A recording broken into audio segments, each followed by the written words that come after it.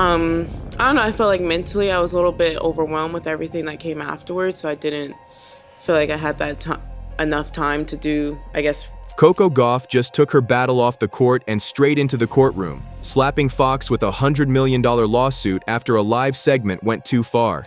But what really triggered this legal showdown and what it means for athletes everywhere might surprise you. And I've got the full story behind the moment that's breaking the internet. The trigger incident. What happened on air? The moment that set everything in motion began with what was supposed to be a routine live segment on Fox News. The broadcast featured commentary about Coco Gauff's performance during the season, but the discussion quickly went off script. A host made remarks about her image, endorsements, and personal demeanor, remarks that Gauff and her representatives later described as defamatory. The tone shifted from tennis analysis to commentary on personality and professionalism. What was intended as sports commentary came across as a personal critique that blurred the line between opinion and character judgment. When you're ranked higher, you have more experience in those. It's not always the case, but you have more experience in those tough and pressure moments, and I knew today. Within hours, the clip had spread widely across social media. Short edits appeared on X, TikTok, and Instagram, often captioned with polarizing statements like "Gauff under fire" or "Did Fox go too far?" The conversation expanded beyond sports fans, pulling in journalists, commentators, and even brand analysts who questioned the segment's ethics. For Gauff, the segment didn't feel like casual sports talk. It felt like an attack that questioned her integrity and credibility, both on and off the court. When the lawsuit became public, the court filings described the broadcast as the catalyst for reputational harm, financial loss, and emotional distress. The $100 million claim wasn't a random number. It represented a statement of scale, suggesting the damage extended far beyond public embarrassment. Gauff's team argued that her image, as both a professional athlete and a global brand, was intertwined with her livelihood. When media oversteps, the consequences reach into contracts, sponsorships, and public perception. The incident evolved from a single TV moment into a broader discussion about media ethics, athlete protection, and the responsibility of networks when discussing public figures who are also commercial entities. It raised key questions about how far a broadcaster can go before commentary becomes harmful misrepresentation. Ultimately, this wasn't just about one host's comments. It became a case study in the intersection between media influence, athlete vulnerability, and corporate image management. For Coco Gauff, the clip symbolized more than criticism. It became the moment when she decided to draw a line between performance critique and personal defamation. Legal grounds and the $100 million figure. When Coco Gauff's legal team announced the lawsuit, the headline number, $100 million, immediately drew attention. Many observers questioned the scale, but those familiar with sports branding understood the reasoning. The claim encompassed defamation, emotional distress, and reputational damage, extending to potential future losses from endorsements, partnerships, and speaking opportunities. When you realize, when you know your true core self, you don't want people to shake that. And I think it took a lot of building and a lot of self-reflection to realize like the core of who I am is not tennis, and realize I'm much more than an athlete. Media-athlete power dynamics. For decades, athletes have relied on media coverage to build their profiles. Networks amplify careers, drive sponsorship visibility, and shape public interest. But as athletes become brands in their own right, the balance of power is shifting. Coco Gauff's lawsuit against Fox brings this evolving relationship into sharp focus. Grit your teeth, get through it. When I said that, I was referring more to the practice week, not the match. I mean, the match it is what it was. I'm so used to these long battles. Television networks possess vast influence. A single segment can elevate or undermine public perception in minutes. While broadcasters have long claimed editorial freedom, athletes increasingly view commentary as part of a commercial ecosystem that can directly affect their livelihood. Gauff's legal team argues that media must now recognize the commercial implications of their words when addressing high-profile athletes who function as global brands. In the past, athletes had little control over narrative framing. They were portrayed through the lens of journalists, often without input or recourse. Now, through social media and direct communication channels, athletes can challenge and correct narratives instantly. Gauff's response represents this new model, assertive, strategic, and legally grounded. The lawsuit raises important questions. Should live commentary be treated differently from written journalism? Where does criticism end and defamation begin? And most importantly, how should networks handle commentary that may impact an athlete's financial ecosystem? These are questions that will likely shape future broadcasting standards. At the same time, the case highlights an emerging trend of athlete agency. Figures like Gauff are forming their own management teams, producing content independently, and redefining the athlete-media relationship. The lawsuit, while specific, embodies a broader shift toward control, athletes protecting not only their game, but their narrative. For others in the sports world, the implications are clear. The relationship between media and athlete is no longer passive. It's transactional, reputational, and increasingly legal. As Gauff's case unfolds, it will test the limits of commentary freedom and the rights of athletes to protect their image in an age when every word can become a headline, and every headline can affect the bottom line. Brand, endorsements, and image risk. In modern sports, an athlete's worth often extends beyond trophies and titles. For Coco Gauff, her name has become a brand, intertwined with values like professionalism, activism, and youth-driven confidence. Tennis might be the foundation, but much of her commercial success is built on image, integrity, and public trust.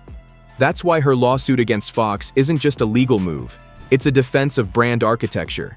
But I think through all of this with US Open, it's just been the amount of people that have come up to me who necessarily didn't know who I was before, who didn't really watch tennis, just said how that inspired them to, continue on in whatever, passion they have in their life. And, everything that comes after that has always been a plus with all the brands. And, all of that is great. It's all been a plus. But, it's, again, just making sure that I pick and choose because I want to make sure that tennis.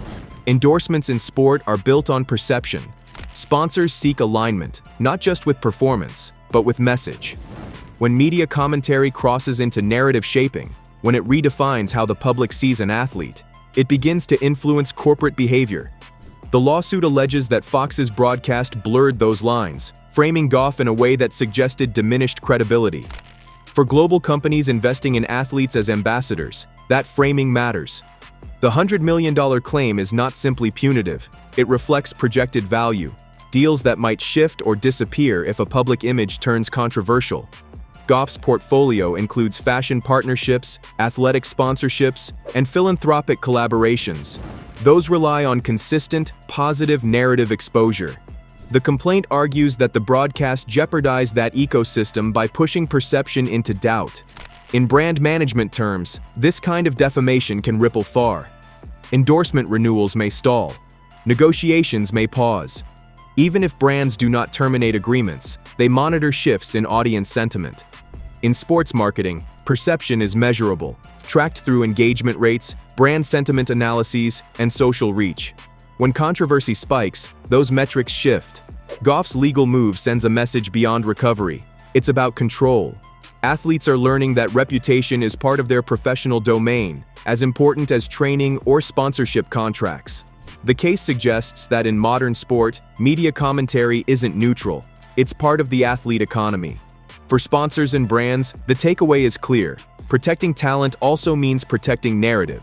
If the lawsuit succeeds, it could redefine the threshold between opinion and defamation in sports media.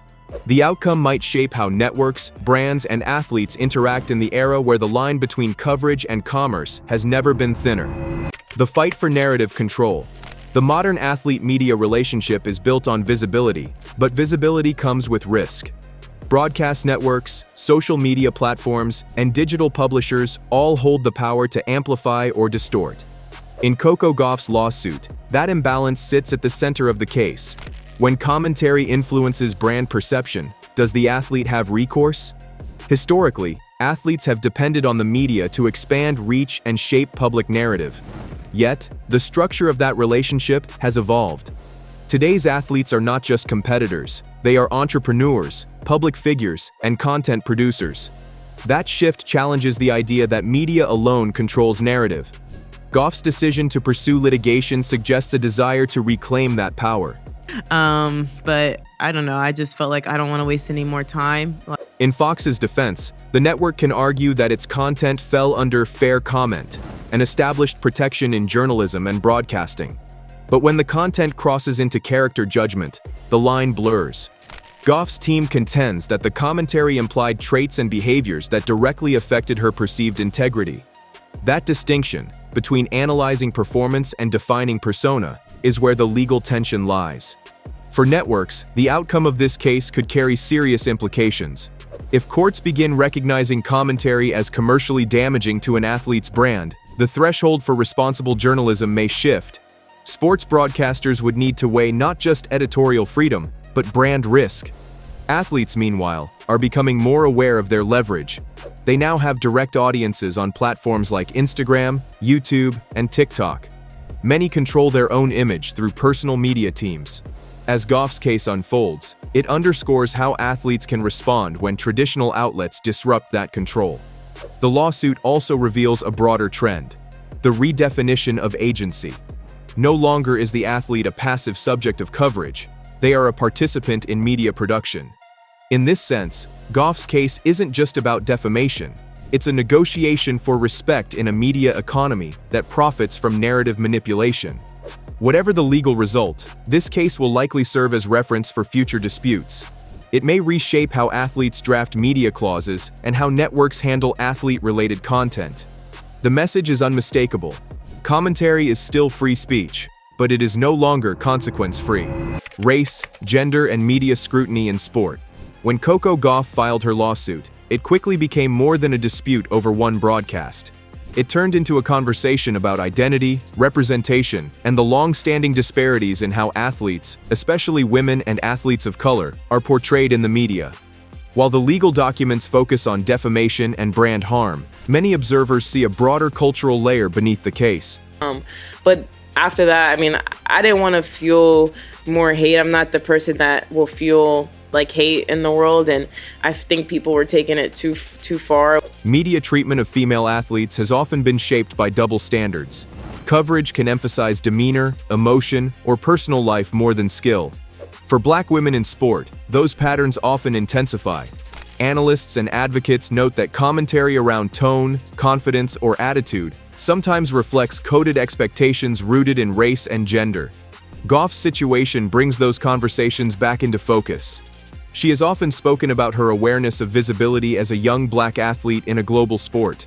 Her activism and maturity have earned respect, but they also expose her to heightened scrutiny. When a broadcast segment blurs professional critique with personal insinuation, the damage extends beyond one player. It reinforces patterns that affect how audiences interpret women's competitiveness or self-expression. The lawsuit positions this issue within a legal framework, but the underlying tension is cultural. What does fairness in media representation look like when athletes' identities carry social weight? For Gauff, this isn't about silencing opinion, it's about accountability in narrative creation. The words and framing used in major broadcasts shape the way athletes are perceived, discussed, and ultimately remembered. Sociologists studying sports communication point out that representation influences everything from sponsorship to public trust.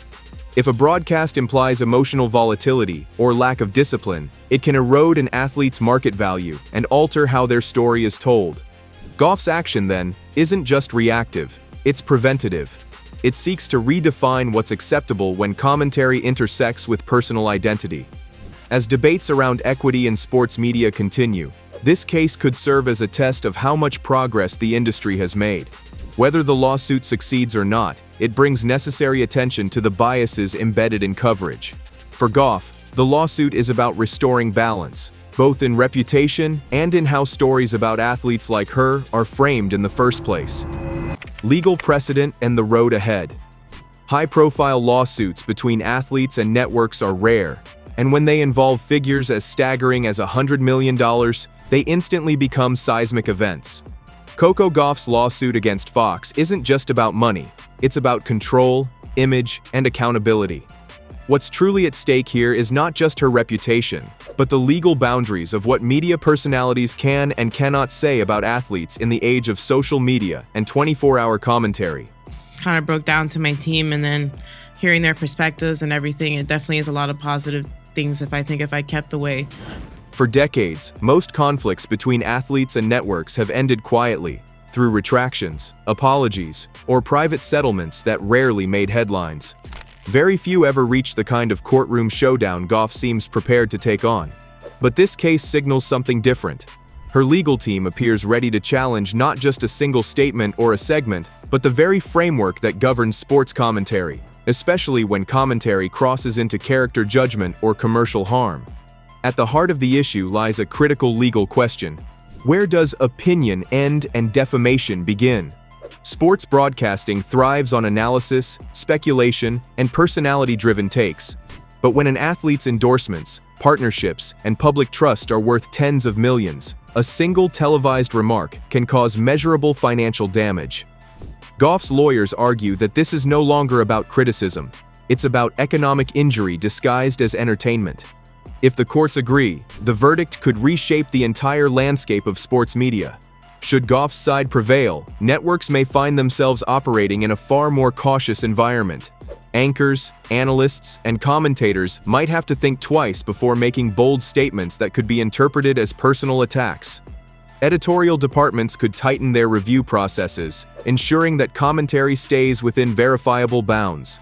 In essence, sports talk could become less spontaneous and more compliance-driven, a world where even tone, phrasing, and delivery carry legal implications. However, this shift also raises deeper concerns about journalistic freedom. Many legal experts caution that a sweeping ruling in favor of Gauff could set a precedent that chills open discussion. If commentators feel legally restrained, the vibrancy and authenticity of sports coverage could suffer. Critics argue that the solution lies not in legal penalties, but in higher ethical standards within broadcasting itself. The balance between protecting athletes' reputations and preserving media freedom is a fine one, and this case might test it like never before. Beyond the legal arguments, Gauff's dual role as both athlete and brand magnifies the entire debate. She's not just the subject of coverage, she's an entrepreneur managing her own narrative through social platforms and sponsorships. Her identity as both performer and public figure means her brand is inseparable from her personhood. That gives this case an added layer. It's not just about what was said, but about who gets to define her image in the public sphere. Regardless of the verdict, the symbolism is already powerful. Coco Gauff's lawsuit sends a message to athletes everywhere. Protecting your name isn't just about PR anymore. It's about legal rights and ownership of your story. Whether this ends in settlement or a landmark ruling, one thing is clear. The next big battle in sports won't be fought on the court, but in the courtroom, where words, not rackets, decide the score. Before you go, remember, this lawsuit is just the first serve. Coco Gauff's case against Fox isn't just a lawsuit, it's a power move that could flip the athlete media game entirely. The fallout's only beginning. If you want to see what happens next, the courtroom twists, the media reactions, and how this fight could change athlete power forever, hit subscribe and turn on notifications. The next update could change everything.